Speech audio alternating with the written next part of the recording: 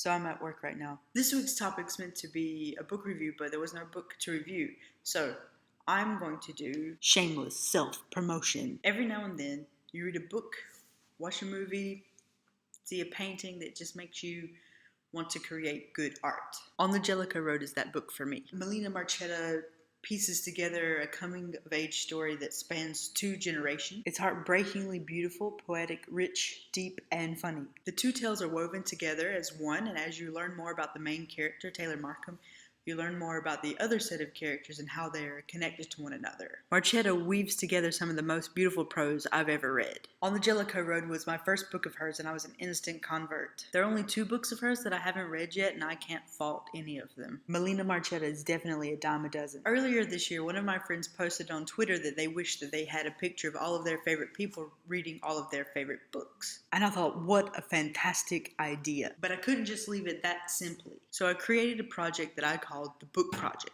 What I've done is ask my friends to send me a picture of them reading a book that they love. And I created 5 different groups of pictures that will run through the projects. One thing I really love to do is Photoshop, so I felt like this would be a good opportunity to practice those skills and develop them more, while also creating this set of pictures of all the people that I love reading books that they love.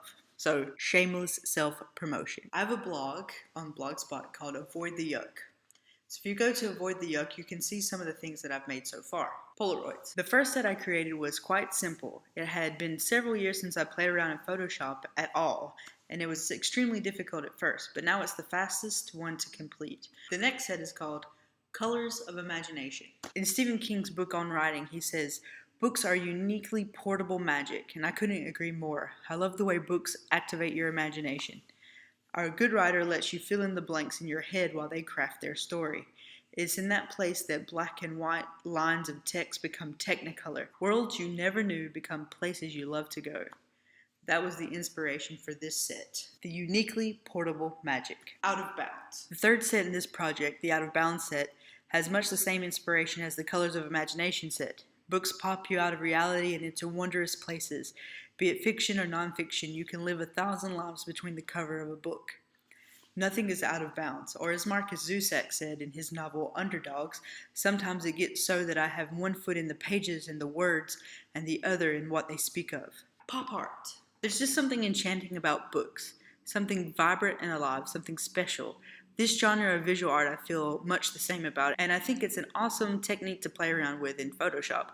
Thus the pop art collection was born. Watercolors. The final set is the watercolor set. This is my favorite of the 5 sets, and I think maybe because it combines the best parts of all the other sets, and they all turned out really beautiful.